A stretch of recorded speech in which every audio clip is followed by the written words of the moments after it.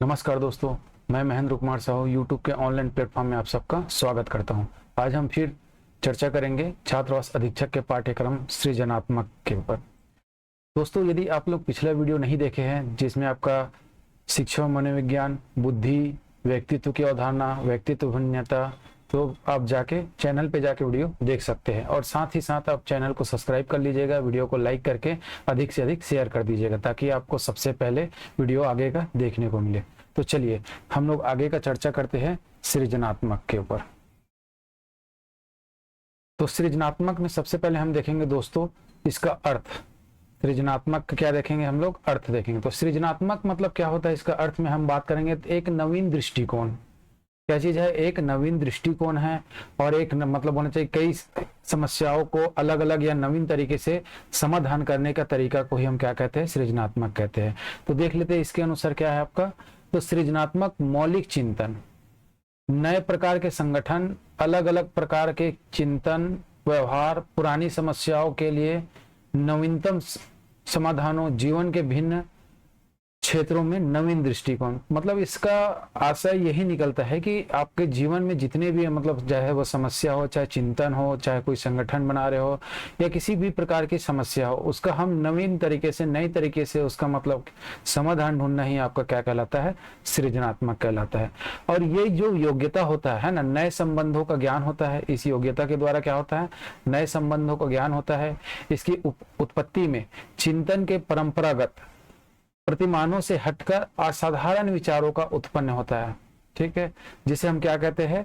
सृजनात्मक रूप से जानते हैं, सृजनात्मक कहते हैं इसको। ठीक है, चलिए तो ये क्या है, मतलब कुल मिला के हम ऑल ओवर बात करेंगे यहाँ पे। तो सृजनात्मक मतलब क्या होता है? समस्याओं को या चिंतन करने के तरीके में क्या होता है? कुछ नया तरीका होना। ठीक है, और या फिर कह सकते हैं जैसे परंपरागत विधि होता है उससे हटकर हम कुछ नया सृजित करना ही आपका क्या कहलाता है? सृजनात्मक कहलाता है। तो चलिए यहाँ पे देखते हैं आपका रचनात्मक सोच की वह प्रक्रिया है जो जिनके विचारों की उत्पत्ति एक मौलिक लाभप्रद विचार सम्मोहित है। ठीक है दोस्तों, चलिए अब आगे देखते हैं हम लोग। इसके बाद देखेंगे परिभाषा है। क्या चीज का? सृजनात्मक की परिभाषा है। तो सृजनात्मक की परिभाषा की बात करेंगे तो यहाँ पे विभिन्न विद्वानों ने, है ना, या फिर मनोवैज्ञानिकों ने अपने अनुसार विभिन्न परिभाषाएं दिए हैं जो आपका केवल एक ही और आपको इशारा करेगा कि नई वस्तु का या नए पुरानी समस्याओं का नई तरीके से समाधान करना या फिर अपने नए नए विचारों का सृजन करना, यही के बारे में बताएगा। तो यहाँ पे हम देखेंगे अनिवार्य है ना, किसके? जेम्स ड्रेवर के अनुसार अनिवार्य रूप से किसी नई वस्तु का सृजन करना। यहाँ पे क्या हो रहा है आपका? नई वस्तु का सृजन करना ही सृजनात्मक है। किसके अनुसार? जेम्स ड्रेवर के अनुसार। और देखते हैं हम लोग क्रो एवं क्रो के अनुसार।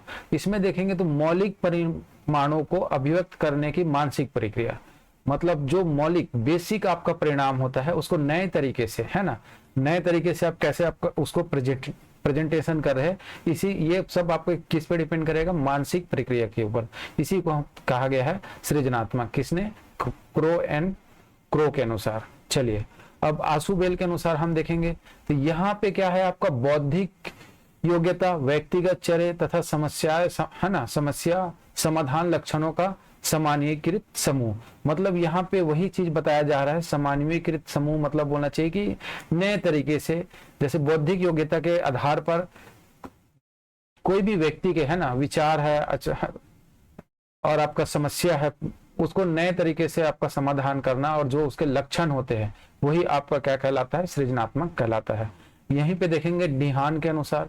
तो डिहान के अनुसार यह एक ऐसी विशेषता है जो किसी नवीन वांछित वस्तुओं का उत्पादन की ओर ले जाता है। मतलब नई नई वस्तुओं का क्या है यहाँ पे? उत्पादन की ओर ले जाने की प्रवृत्ति ही आपका क्या कहलाएगा? यहाँ पे सृजनात्मक कहलाता है। तो चलिए आगे बढ़ते हैं हम लोग।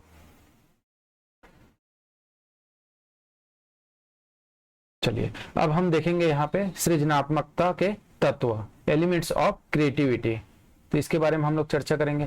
तो ये हम लोग यहाँ पे सबसे पहले बात करेंगे तो गिलफोर्ड के अनुसार सृजनात्मक के कितने तत्व है? चार एलिमेंट्स है, 4 एलिमेंट्स ऑफ, है ना। चलिए किसके अनुसार?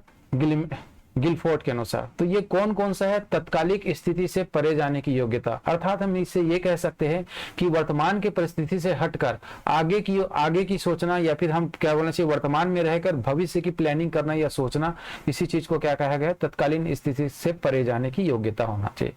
उसके बाद समस्या की पुनर्व्याख्या करना। तो समस्या का पुनर्व्याख्या में इसमें भी हम बात करेंगे तो क्या होता है कि एक तत्व है जो समस्या का पुनर्व्याख्या करता है, कहने का मतलब एक नया हल करने का, एक समाधान करने का एक तरीका बताता है। इसको हम क्या कहेंगे? समस्या।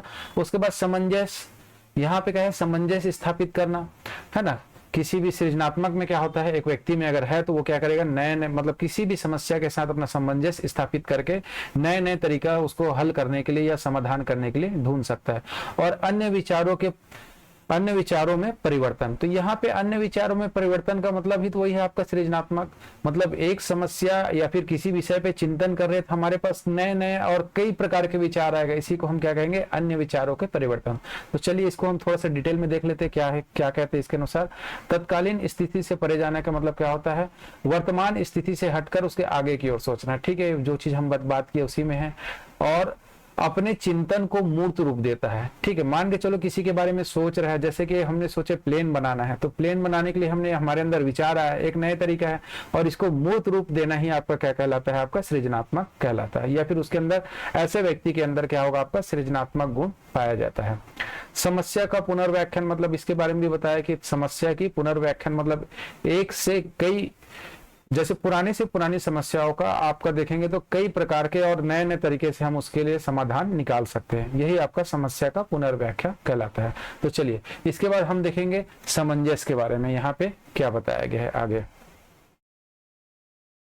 तो सामंजस्य के बारे में बात करेंगे तो यहाँ पे जो बालक या व्यक्ति तथा व्यक्ति अमान्य किंतु प्रासंगिक विचारों तथ्यों के साथ समन्वय स्थापित करता है, मतलब ये चीज क्या बता चाह रहा है यहाँ पे कि प्रासंगिक विचार मतलब आपका तर्कपूर्ण विचार और तथ्यों के साथ समन्वय स्थापित करना ही सृजनात्मक कहलाता है, सामंजस्य का मतलब होता है, ठीक है। और अन्य विचारों में बात करेंगे तो इसमें बताया था कि एक से अधिक आपका समाधान ढूंढना, नए नए तरीके से समाधान ढूंढना, है ना। तो ये वही चीज यहाँ पे क्या बताया गया है, विद्यमान रहती है, जो तर्क, चिंतन तथा प्रमाण के द्वारा दूसरे व्यक्ति के विचारों में परिवर्तन कर देता है, वही चीज है ना। चलिए अब आगे हम देखेंगे सृजनात्मक के 4 प्रमुख तत्व। हमने इससे पहले तत्व जो देखे किसके अनुसार? गिलफोर्ड के अनुसार। तो और इसके हम देखेंगे ऑल ओवर, तो इसका क्या होता है? आपका 4 प्रमुख तत्व है। ये कौन कौन सा है? आपका प्रवाहिता, लचीलापन, मौलिकता और विस्तारम। तो चलिए इसके बारे में हम लोग थोड़ा सा देख लेते हैं। आपका प्रवाहिता से तात्पर्य ऐसा है कि अनेक प्रकार के विचारों का खुली अभिव्यक्ति, मतलब है आपके अंदर किसी समस्या को लेकर या फिर किसी विषय वस्तु के लेकर जो चिंतन चल रहा है उसमें आपका क्या है? खुली अभिव्यक्ति, मतलब आपके अंदर नए नए विचार आ रहा है कि आप कैसे या फिर उसको समाधान करने का नया नया तरीका सोच पा रहे हैं, उसी चीज को हम क्या कहते हैं? प्रवाहिता के रूप में जानते हैं। लचीलापन के बारे में बात करेंगे हम यहाँ पे, तो इसका तात्पर्य समस्या के समाधान के लिए विभिन्न ढंग या तरीका को अपनाना, कहने का मतलब एक ही तरीका के पीछे नहीं जाना है हमको। यहाँ पे क्या है? समस्या के समाधान के लिए क्या करना है? यहाँ पे विभिन्न ढंग तरीकों को अपनाना ही आपका क्या कहलाता है? लचीलापन कहलाता है। तो चलिए इसके बाद हम लोग आगे देखेंगे मौलिकता पे, है ना। इसी का जो है मौलिकता, तो मौलिकता पे हम चर्चा करेंगे यहाँ पे।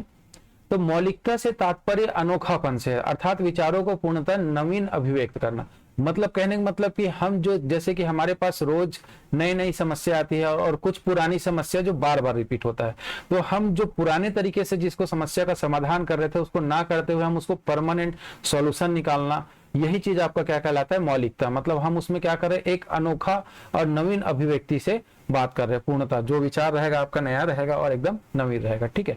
चलिए उसके बाद हम लोग आगे चर्चा करेंगे क्या चीज के ऊपर? विस्तारण के ऊपर। तो विस्तारण में क्या होता है? नए व ऊंचे विचारों का एक संगठित कर उसका अर्थपूर्ण ढंग से विस्तार करना, ठीक है, बिल्कुल। मतलब इसका तात्पर्य ये कहना चाह रहा है यहाँ पे कि यदि किसी समस्या या फिर किसी विषय वस्तु पर हम जब चिंतन कर रहे हैं, विचार कर रहे हैं, तो अपने विचारों को हम एकत्रित करके क्या करने के चाहिए? उसको अर्थपूर्ण ढंग से या फिर उसको पूर्णतः, है ना, तर्कपूर्ण हम लोगों को के सामने रखना या लोगों के सामने विस्तार करना ही आपका क्या कहलाता है? विस्तार करना, कि हम इस समस्या को इस प्रकार से हम हल कर सकते हैं, तो चलिए अब आगे बढ़ते हैं हम लोग। सृजनात्मक बालक हेतु परीक्षण। तो सृजनात्मक बालक के लिए हमको क्या क्या परीक्षण, मतलब टेस्ट फॉर क्रिएटिव चाइल्ड, तो इसके लिए हम देखेंगे क्या होता है। तो सृजनात्मक की पहचान के लिए क्या होना चाहिए, जैसे हमने जो 4 तत्व देखे ना, क्या क्या देखे थे, निरंतरता, लोचनीयता, आपका मौलिकता और विस्तारण, इसका मापन एवं परीक्षण किया जाता है और इसके माध्यम से हम बालक हेतु परीक्षण के लिए, मतलब आपका सृजनात्मक बालक हेतु परीक्षण किया जाता है। तो सबसे पहले हम देखेंगे इसमें क्या होता है आपका चित्र पूर्ति परीक्षण। कहने का मतलब किसी बालक को हम एक चित्र दे देंगे जो आपका पूर्ण नहीं रहेगा, इसको फिर क्या करेंगे, उसको इस परीक्षण के अपूर्ण चित्रों को पूरा करने के लिए मतलब बालक को दे दिया जाएगा और जैसे ही उसका पूरा हो जाएगा तो वो क्या बनाया है, किस तरीके से बनाया है, तो उसका क्रिएटिविटी के बारे में हमको जानकारी मिलेगा। उसके बाद देखेंगे उत्पाद सुधार कार्य। इसमें चुने हुए खिलौनों के द्वारा विचारों को लेखबद्ध करके सृजनात्मक पर बल दिया जाता है। अर्थात हम कहेंगे कैसे कि किसी बालक के ऊपर मतलब किस चीज के बारे में ज्यादा मतलब आपका इंटरेस्ट है ना, इस चीज के बारे में हमको वो क्या चीज का सृजन, जैसे कि किसी को लिखने में, या फिर हम कह सकते हैं उसको, जैसे कि हम यहाँ पे बात करेंगे खिलौना है, किसी को बंदूक से है, तो उसका मतलब विचार से सृजनात्मक हम कह सकते हैं कि ये रक्षात्मक शैली मतलब का विचारधारा वाला है ना। तो इस तरीके से हम इसमें क्या होता है, उत्पाद सुधार के माध्यम से भी हम क्या कर सकते हैं, सृजनात्मक पर बल दिया जाता है। चलिए उसके बाद वित्त परीक्षण।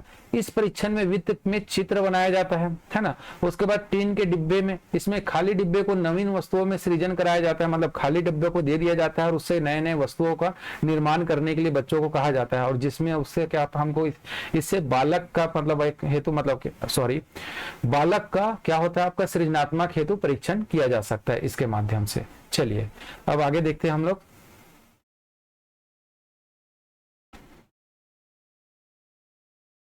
सृजनात्मक के सिद्धांत है ना, इसमें हम लोग चर्चा करेंगे क्या चीज, सृजनात्मक के सिद्धांत।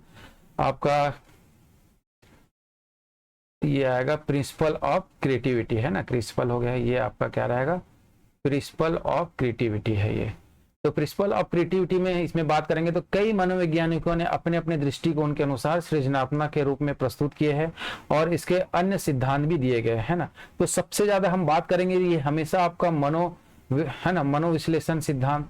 तो ये मनोविश्लेषण सिद्धांत के बारे में हमने पिछले क्लास में विस्तृत चर्चा की है, आप लोग वहां जाके वीडियो जरूर देखिएगा और वीडियो और चैनल को सब्सक्राइब करके वीडियो को लाइक करके अपने दोस्तों को अधिक से अधिक वीडियो को शेयर कीजिएगा दोस्तों, ताकि आप आगे का वीडियो जल्दी से आप मतलब सबसे पहले आप देख सकें। तो चलिए इसके बारे में हम लोग कुछ बेसिक देख लेते हैं, बाकी विस्तृत से अध्ययन आप लोग पिछले वीडियो में जाके देखिएगा जरूर लेकिन ठीक है। चलिए तो इसका प्रतिपादन किया था सिगमंड फ्रायड ने। सिगमंड फ्रायड के बारे में बात करेंगे तो संवेगात्मक शुद्धिकरण और सृजनात्मक बालक मूल प्रवृत्तियों से हटकर कार्य करता है। मतलब इसके अनुसार जो बताया गया है कि जो सृजनात्मक बालक होता है या जिस बालक में सृजनात्मक क्षमता होता है वो और बालकों से या फिर अपने मित्रों से वो हट के कुछ नए तरीके से कार्य करता है।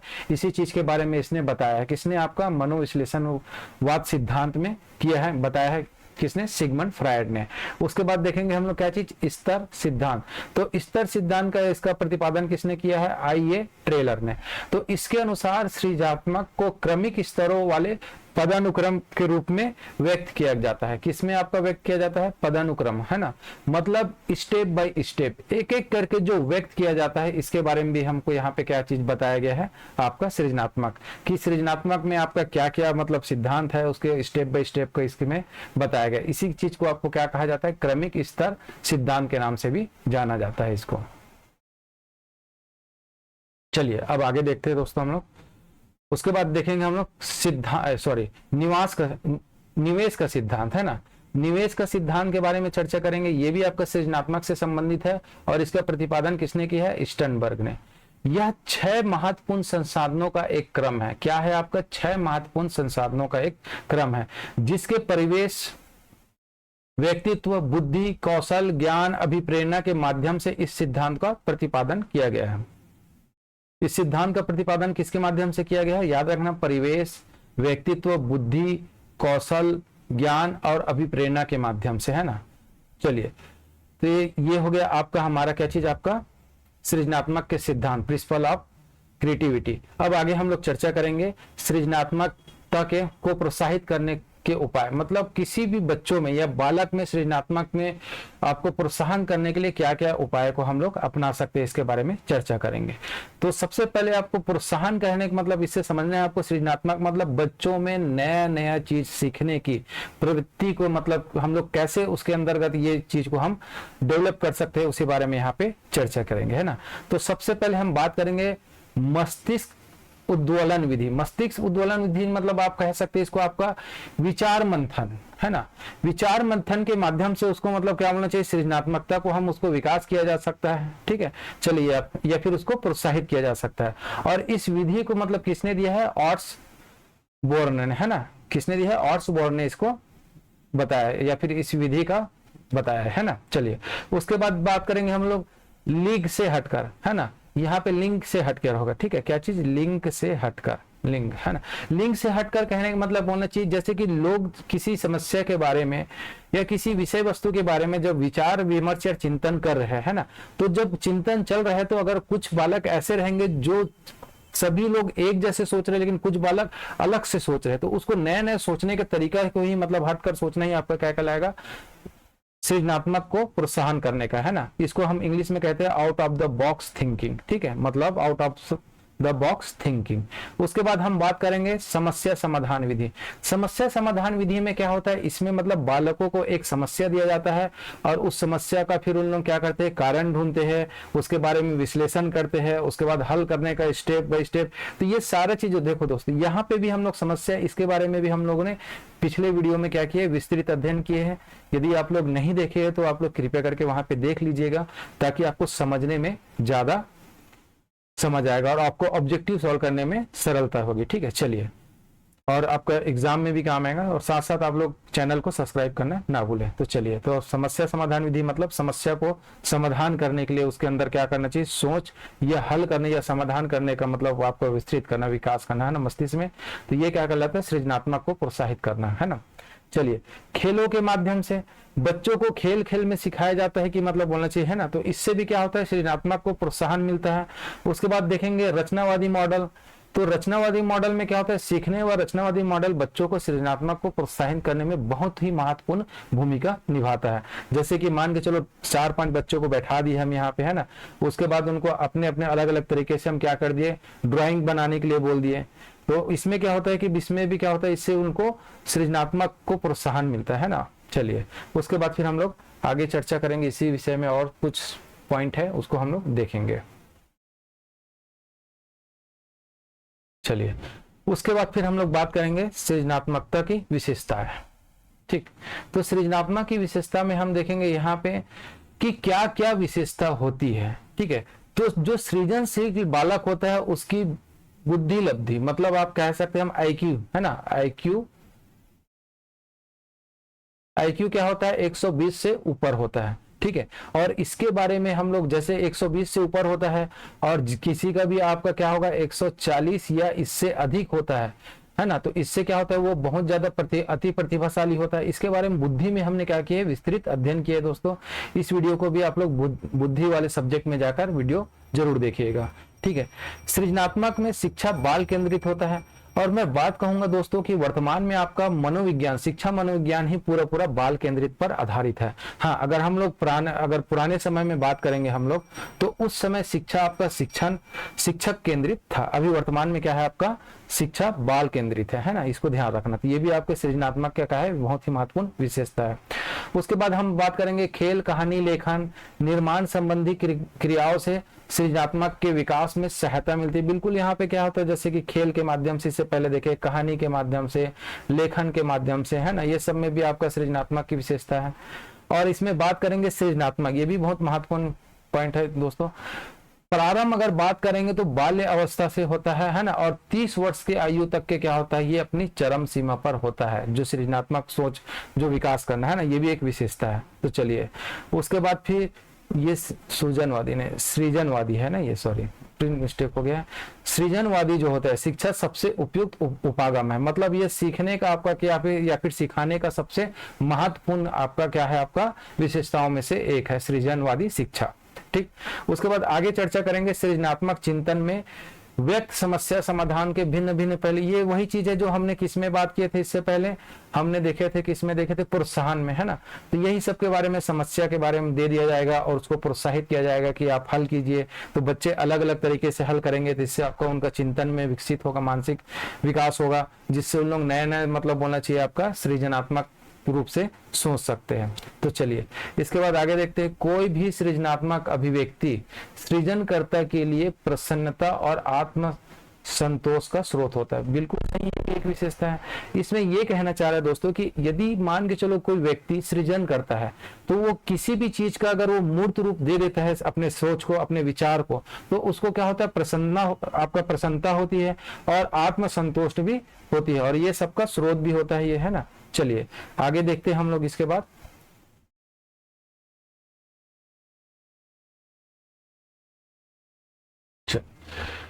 और आगे हम लोग देखेंगे विशेषता में इसकी क्या क्या विशेषता है। तो यह प्राकृतिक अर्जित सृजनात्मक प्रक्रिया है जिसे मनुष्य प्रशिक्षण मिश्रण किया गया। मतलब क्या हो रहा है, इसका कहने का मतलब क्या विशेषता है कि ये जो अर्जन होता है ना, अर्जित होता है क्या चीज का, सृजनात्मक का, ये प्राकृतिक रूप से एक प्रक्रिया है जिसमें मनुष्य क्या किया है, उसको विकसित करने के लिए प्रशिक्षण को मिला दिया गया है ना। तो उससे क्या होता है, अगर मान के चलो कोई बालक है, उसमें अंदर कुछ ना कुछ तो सृजनात्मक रहेगा, उसमें शिक्षक के द्वारा उसको क्या है, प्रशिक्षण दिया जाएगा। जैसे मान के चलो कोई बालक बहुत अच्छा मतलब अच्छे से ड्राइंग बना लेता है बिना सिखाए, और उसको क्या एक प्रशिक्षण दे दिया जाए किसी प्रशिक्षित व्यक्ति द्वारा, तो उसकी जो सृजनात्मक शक्ति, उसकी जो सोच है, उसमें क्या होगा, विकास होगा, है ना। तो यहीं पे ये एक चीज कहना चाह रहा है। अब देखेंगे ये क्या है, सृजनात्मक साधन है, ये साध्य नहीं है, ये क्या है, एक साधन है ना। सृजनात्मक क्या है, सार्वभौमिकता होती है। सृजनात्मक उत्पादन का मार्ग है ना, उत्पादन का मार्ग निर्देशित करता है। बिल्कुल सही है, निर्देशित करता है कहने का मतलब, जैसे कि मैं बताया था, किसी भी चीज के बारे में हम अगर विचार कर रहे हैं ना, और उसको हम क्या करेंगे, मूर्त रूप देंगे। तो मूर्त रूप देना है तो क्या होता है, कि मार्ग निर्देशित कर रहे हैं, चाहे वो व्यवसाय के लिए हो, है ना, या किसी भी क्षेत्र में हो। चलिए आगे देखते हैं। यह एक मतलब सृजनात्मक लक्ष्य आधारित जटिल प्रक्रिया है। क्या होता है, ये लक्ष्य आधारित जटिल प्रक्रिया होता है। उसके बाद हम लोग देखेंगे क्या चीज, नेक्स्ट पॉइंट है हमारा सृजनशील बालक की पहचान। तो सृजनशील बालक की कैसे पहचान करेंगे, इसके बारे में कुछ विद्वानों ने, आपका मनोवैज्ञानिकों ने बताया हमको, इसके बारे में आज अभी आगे देखेंगे, है ना।